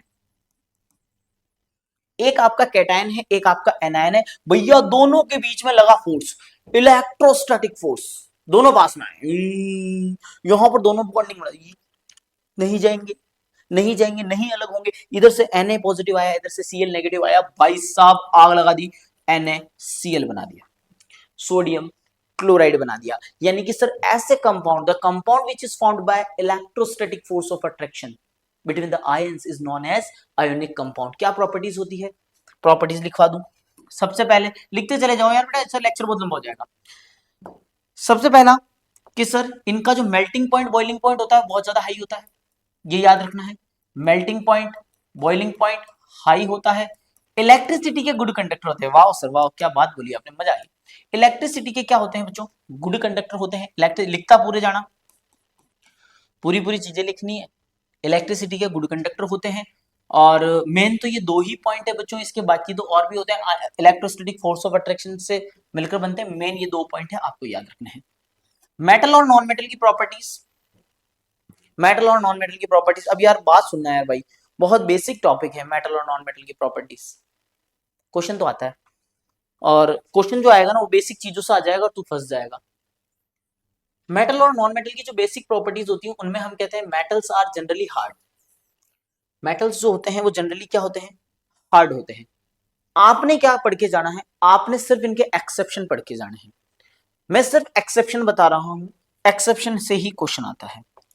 हम कहते हैं sir metals are generally hard, metals are generally hard, लेकिन इसमें एक्सेप्शन आ जाता है आपका सोडियम और पोटेशियम। भाई ये कहते हैं हमको चाकू से ही काट दो हम तो कट जाएंगे, हम तो कट जाएंगे सर, हम तो बहुत सॉफ्ट हैं, हम तो गूगली गूगली खुश है सर, बिल्कुल कट जाएंगे। यानी कि बच्चों ये आपको याद रखना है, सोडियम और पोटेशियम बिल्कुल। अच्छा ये जो होते हैं ये गुड कंडक्टर होते हैं इलेक्ट्रिसिटी के, कोई बात नहीं, गुड कंडक्टर होते हैं, बिल्कुल होते हैं। उसके बाद में ये सॉलिड फॉर्म में पाए जाते हैं, ठीक है। लेकिन बच्चों एक ही ऐसा मेटल है जो आपका लिक्विड स्टेट में होता है रूम टेम्परेचर पर, और वो आपको याद रखना है मरकरी। ये भी एग्जाम में पूछा जाता है। सबसे ज्यादा मेलिएबल डक्टिलिटी की अपन बात करें गोल्ड है ये, सोनोरस की बात करें फिर भी चल जाता है, कोई बात नहीं। यहां से गुड कंडक्टर की भी बात अपनी हो चुकी है। जनरली सॉलिड होते हैं, मरकरी जो होता है वो लिक्विड फॉर्म में होता है। तो ये एक्सेप्शन आपको याद करके जाना है। मेल्टिंग पॉइंट हाई होता है, मेल्टिंग पॉइंट हाई होता है, लेकिन सीजियम इसका एक एक्सेप्शन है। सीजियम और गैलियम, गैलियम और सीजियम इसके एक्सेप्शन है, याद रखना है, उनका मेल्टिंग पॉइंट लो होता है। तो यहां से क्वेश्चन आपके बन जाते हैं। जैसे कि नॉन मेटल की बात करते हैं, नॉन मेटल सारे के सारे सॉफ्ट होते हैं, नॉन मेटल सारे के सारे क्या होते हैं, सॉफ्ट होते हैं। डायमंड कहता है मैं सॉफ्ट नहीं हूं। चलें आगे, आगे बात करते हैं। ये कहते हैं हम बैड कंडक्टर ऑफ इलेक्ट्रिसिटी हैं, ग्रेफाइट कहता है मैं गुड कंडक्टर हूं। ये कहते हैं हम डल होते हैं, हम चमकते नहीं है, डायमंड कह देता है भैया मैं तो चमकता हूं। बात समझ में आ गई क्या? चल सकता हूं। आयोडीन कह देता है मैं भी चमकता हूं भैया, आयोडीन। तो ये आपको कुछ प्रॉपर्टीज भी पढ़ के जानी है। मैं टॉपिक पर आ रहा हूं बच्चों, धीरे धीरे इंपॉर्टेंट पार्ट्स छूट जाएंगे। ये तो नॉर्मल प्रॉपर्टीज हो गई आपकी। कैल्सिनेशन रोस्टिंग इंपॉर्टेंट है, ये पढ़ा दिया गया, ये पढ़ा दिया गया, एलॉय पढ़ा दिया गया। थर्मल रिएक्शन इंपॉर्टेंट है, रिएक्शन विद एसिड, हाँ ये ठीक है, ये भी हो गया। कोरोजन आपको पता ही है, रेंसिडिटी मैंने बता ही दी है, कोरोजन और रेंसिडिटी आपकी। और properties of metal non metal, physical properties 2 बार हो चुका है शायद। केमिकल प्रॉपर्टीज भी आपको पढ़ के जानी, मेटलर्जी बता चुका हूं, ठीक है। नेक्स्ट बात करते हैं कैल्सिनेशन और रोस्टिंग, मोस्ट इंपॉर्टेंट। आग लग गई भाई, आग लग गई, आग लगी, आग लगी, इधर ध्यान दे। टॉपिक पर आ जा, लास्ट बच्चे टॉपिक पर आ जा। बहुत इंपॉर्टेंट कंसेप्ट है, बहुत इंपॉर्टेंट, कैल्सिनेशन और roasting. Calcination, roasting, thermite reaction बहुत ज्यादा इंपॉर्टेंट है। क्या होता है कैल्सिनेशन और रोस्टिंग, समझना इधर। कैल्सिनेशन क्या होगा, जो भी ओर होंगे, ओर होंगे, और किसके होंगे, कार्बोनेट के ओर होंगे। किसके ओर होंगे बच्चों, कार्बोनेट के ओर होंगे। ये कार्बोनेट के ओर को किस में कन्वर्ट करवाया जाएगा, ये ऑक्साइड के ओर में कन्वर्ट करवाया जाएगा, ऑक्साइड के अंदर कन्वर्ट करवाया जाएगा। कार्बोनेट के ओर को ऑक्साइड में कन्वर्ट किया जा रहा है in the absence of oxygen या लिमिटिंग अमाउंट ऑफ ऑक्सीजन। या तो लिमिट में कर दो या एब्सेंस कर दो। When the carbonate ores are converted into their oxides, carbonate ores are converted into oxides, तो बच्चों इसको बोला जाता है कैल्सिनेशन। वहीं अगर सल्फाइड के ओर होते, सल्फाइड के अगर ओर होते, सल्फाइड के ओर को हम ऑक्साइड में कन्वर्ट करते, और यहां पर बच्चों एक्सेस में हम क्या दे देते हैं, अगर एक्सेस ऑफ ऑक्सीजन दे देते, तो बच्चों ये किस में कन्वर्ट हो जाता, सॉरी ये आपका क्या कहलाता, कैल्सिनेशन कहलाता। अरे गलत बोल दिया, ये आपका रोस्टिंग कहलाता।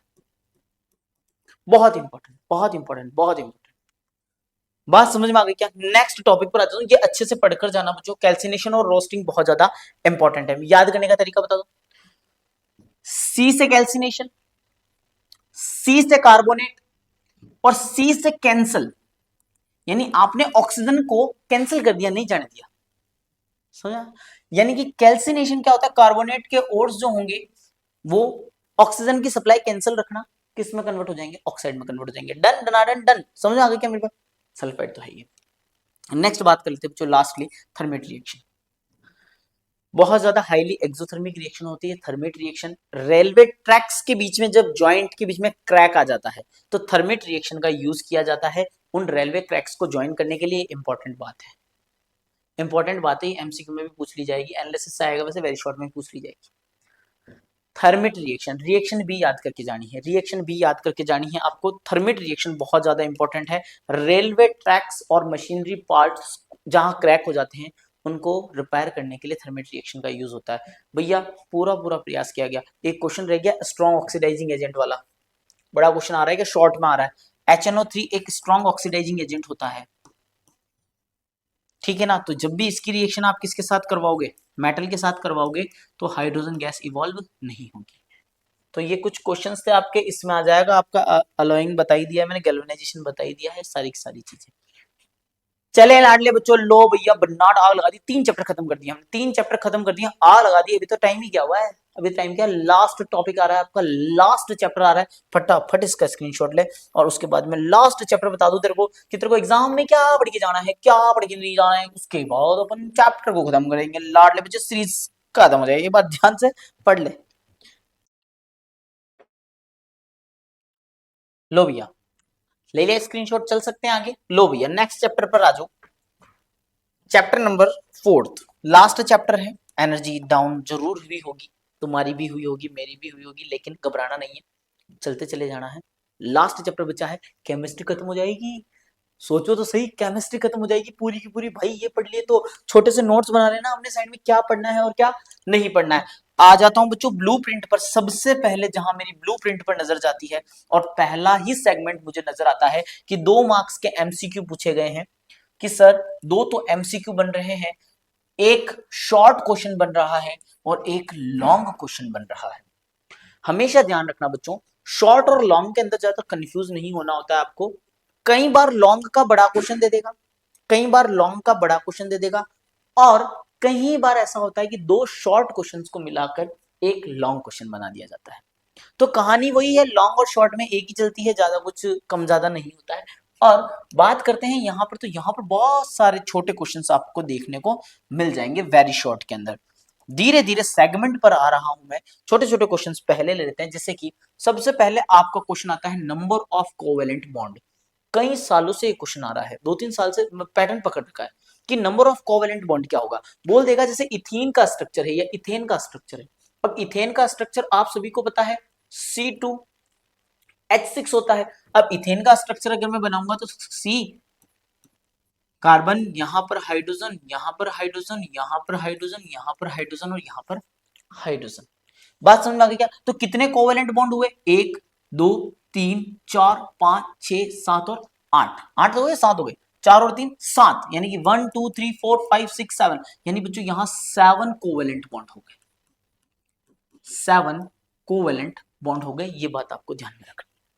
भैया 7 कोवेलेंट बॉन्ड हो चुके हैं। नंबर ऑफ कोवेलेंट बॉन्ड का क्वेश्चन आता है, जनरली इथेन से पूछ रहा है।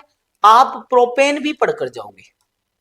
प्रोपेन का मतलब हो जाता है 3 carbon, carbon carbon carbon, hydrogen hydrogen hydrogen hydrogen hydrogen. गिन लो 1 2 3 4 5 6 7 8 9 10, 3 हो गए, 4 5 6 7 8 9 10, कितने?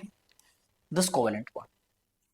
यानी कि कोई भी अगर पूछता है तो आपने सबसे पहले उसका कंपाउंड स्ट्रक्चर बनाना है। स्ट्रक्चर बनाने के बाद कोवेलेंट बॉन्ड आपको लिख लेने हैं, याद कर लेने हैं। इथीन का अगर पूछे, इथीन में डबल बॉन्ड आ जाता है, ये हाइड्रोजन और ये हाइड्रोजन, और कितने कोवेलेंट बॉन्ड हो गए? 6। तो ये क्वेश्चन आपका एग्जाम में बहुत बार पूछा जा चुका है, 2-3 सालों से क्वेश्चन पूछा जा रहा है। नेक्स्ट बात करते हैं आपका, और क्या सर? छोटे छोटे क्वेश्चन में पहले ले रहा हूं बच्चों।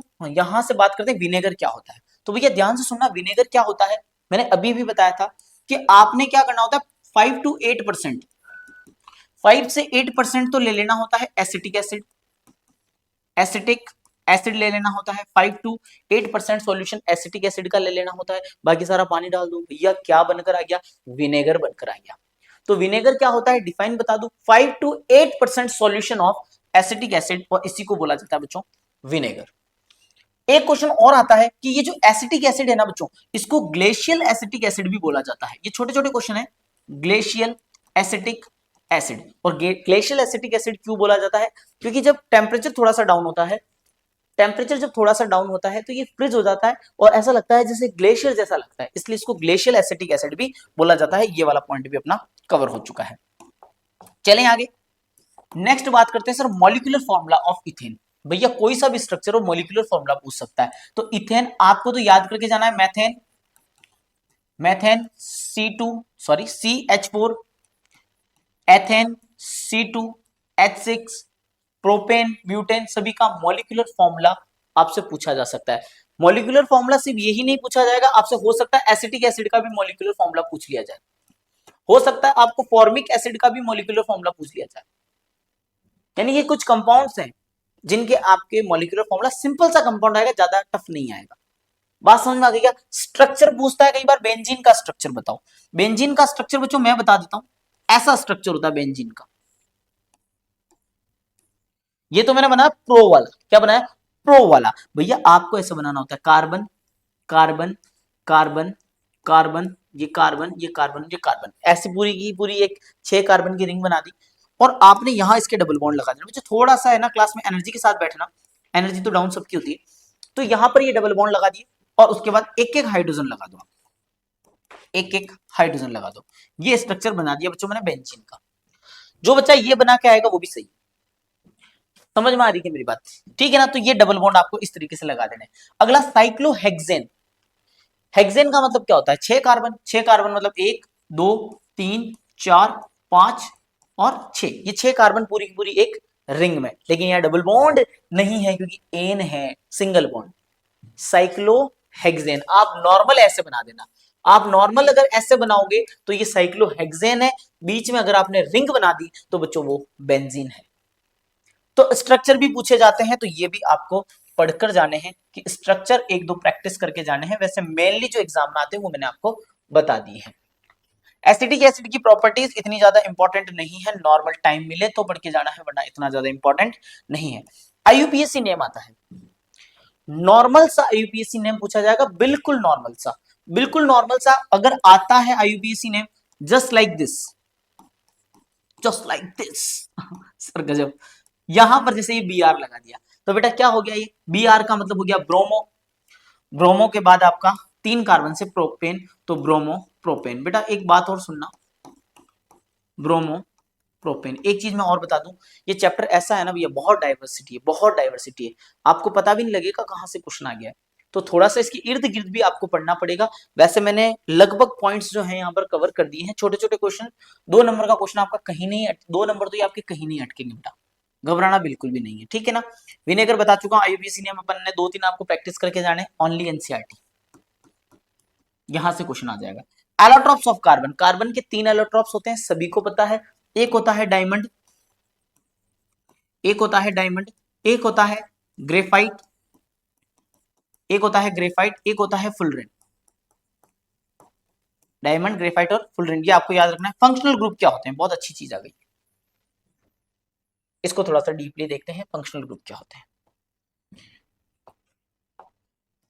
फंक्शनल ग्रुप क्या होता है बच्चों, एक ग्रुप ऑफ एटम होता है, एक एटम का ग्रुप होता है, जैसे कि मैं कुछ फंक्शनल ग्रुप लिख रहा हूं, एक होता है OH फंक्शनल ग्रुप, ये याद रखना है, एक याद रखना है आपको COOH, ए याद रखना है आपको CHO या COH, ये भी याद रखना है आपको C OOH, CHO लिख दो इसको, CHO, ये याद रखना है आपको, एक आपको ये याद रखना है COR, ये तो है नहीं आपके, खैर डायरेक्ट कर दो R, ठीक है ना। तो ये RR क्या है, ये एल्किल ग्रुप है। ये जो फंक्शनल ग्रुप होता है ना बच्चों OH वाला, ये अल्कोहल का फंक्शनल ग्रुप होता है, अल्कोहल, यानी जिसके साथ भी OH लग गया वो अल्कोहल बन गया, जिसके साथ भी जिस भी कार्बन चेन के अंदर OH लग गया वो अल्कोहल बन गया, फंक्शनल ग्रुप है। C डबल बॉन्ड OH, ये बनता है बच्चों carboxylic acid, carboxylic acid. CHO, ये होता है आपका एल्डिहाइड, एल्डिहाइड, और ये होता है बच्चों आपका कीटोन। ये 4 फंक्शनल ग्रुप की नॉलेज आपको होनी चाहिए। फंक्शनल ग्रुप की अगर नॉलेज है बच्चों, तभी आप कहीं ना कहीं, फंक्शनल ग्रुप की अगर आपको नॉलेज होगी तब जाके आप कहीं ना कहीं होमोलोगस सीरीज को समझ सकते हो। अब ये होमोलोगस सीरीज क्या होती है, जैसे समझना इधर, अभी अभी मैंने क्या बोला कि जिसके आगे OH लग गया वो आपका क्या बन गया, वो आपका बन गया अल्कोहल। जैसे कि मेरे पास ये एक कार्बन की चेन है CH3OH, कितने carbon, single carbon, single carbon के आगे OH लगा, ये हो गया मैथेनॉल, मैथेनॉल। 2 कार्बन ले लू CH3 CH2OH, ये क्या बन गया, ये बन गया सर एथेनॉल।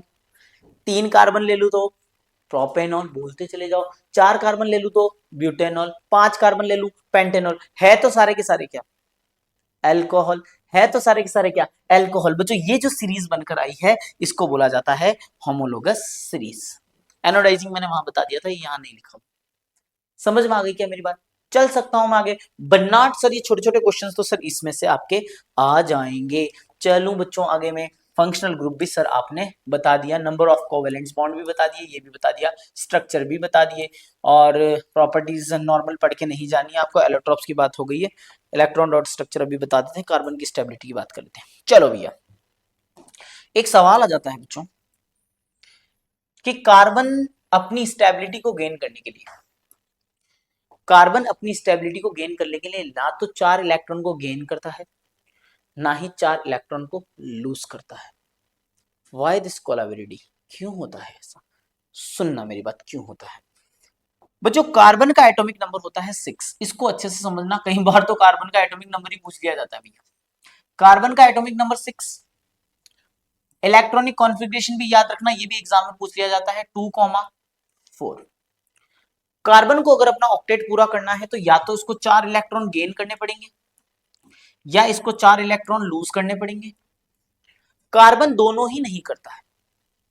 कार्बन क्या करता है बच्चों, कार्बन 4 इलेक्ट्रॉन गेन इसलिए नहीं करता क्योंकि अगर कार्बन 4 इलेक्ट्रॉन गेन करके 8 इलेक्ट्रॉन अपने ऑक्टेट में पूरा कर देता है तो टोटल इलेक्ट्रॉन कितने हो गए बच्चों, 10, और प्रोटॉन कितने हैं, ओनली 6।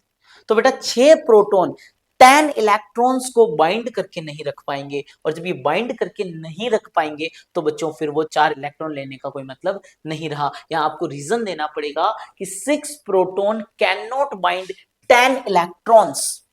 जब मैं इसका स्ट्रक्चर बनाऊंगा ऐसा, जब मैं इसका स्ट्रक्चर बनाऊंगा, यहां 2 इलेक्ट्रॉन फिल करूंगा, यहां कितने इलेक्ट्रॉन फिल, 3 4 5 6 7 8, जहां प्रोटॉन्स रखे हुए, ये प्रोटॉन्स इलेक्ट्रॉन को बाउंड करके नहीं रख सकते।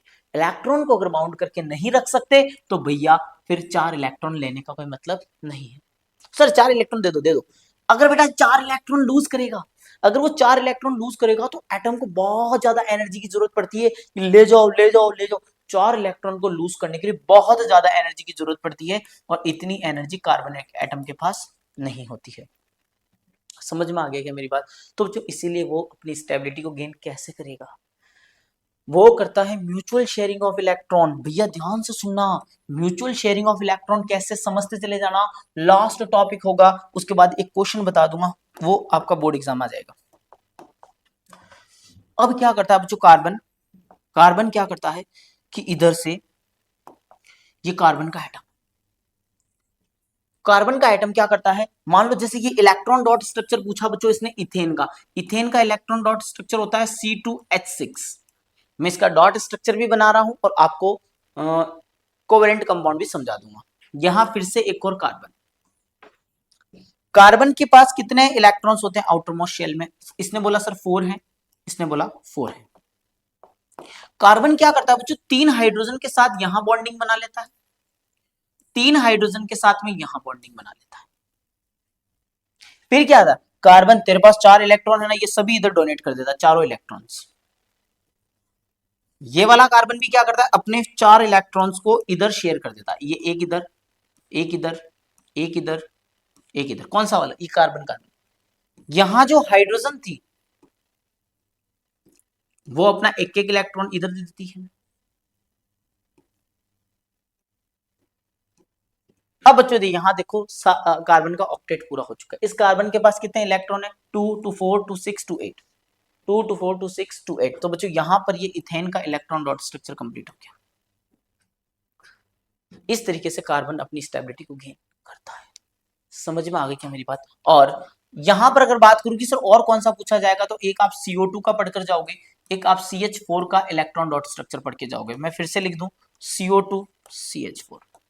समझ में आ गई क्या मेरी बात? भन्नाट तरीके से ये आपका चैप्टर खत्म हो जाता है। लगभग ये वाला सेगमेंट आपका कवर हो चुका है। एक लास्ट क्वेश्चन बच्चों बचा है, last but not the least, esterification reaction most important, mark कर ले लाडले बच्चे। एस्टरिफिकेशन रिएक्शन मैं फिर बता रहा हूं, एस्टरिफिकेशन रिएक्शन इंपॉर्टेंट है, सैपोनिफिकेशन इतनी इंपॉर्टेंट नहीं है, छोड़ के जा सकता है, एस्टरिफिकेशन छोड़ के नहीं जाएगा। एस्टरिफिकेशन रिएक्शन छोड़कर नहीं जानी है, किसी हालत में नहीं जानी है। Cleansing action of soap, soap का क्लींजिंग एक्शन जहां पर मिसल्स का फॉर्मेशन होता है, अगर आपको थोड़ा बहुत याद हो तो ऐसे स्ट्रक्चर बनाए होंगे आपने, ऐसा स्ट्रक्चर बनाया होगा। ये पूरा का पूरा अगर टॉपिक समझना है आपको, मिसल फॉर्मेशन अगर समझना है, वन शॉट वीडियो डालूंगा, वन शॉट वीडियो डालूंगा, उसके अंदर आपको क्लींजिंग एक्शन बहुत प्यारा समझाऊंगा, बहुत प्यारा, आग लगा देंगे अपन। बात समझ में आ गई लाडले बच्चों? ये अपना लेक्चर था आज का, जहां पर अपन ने 4 चैप्टर्स देख लिए हैं। तो बैक मत हो, मेरी बात सुन ले, बैक मत हो, मेरी बात सुन ले। यहां पर आराम से इन क्वेश्चंस को, इंपॉर्टेंट पार्ट से इनको नोट कर लेने हैं तेरे को। मिलते हैं नई सीरीज में बायोलॉजी के सारे क्वेश्चंस के साथ, पूरे के पूरे इंपॉर्टेंट क्वेश्चन, वही एनालिसिस मार्किंग वाइज ब्लूप्रिंट के अकॉर्डिंग एनालिसिस के साथ मिलते हैं बच्चों नेक्स्ट लेक्चर के अंदर। इसी जोश के साथ बने रहना है वीडियो में, जहां से अपन ने शुरुआत की थी, लंबा समय है, no need to fear, bye is here. मिलते हैं नेक्स्ट लेक्चर में।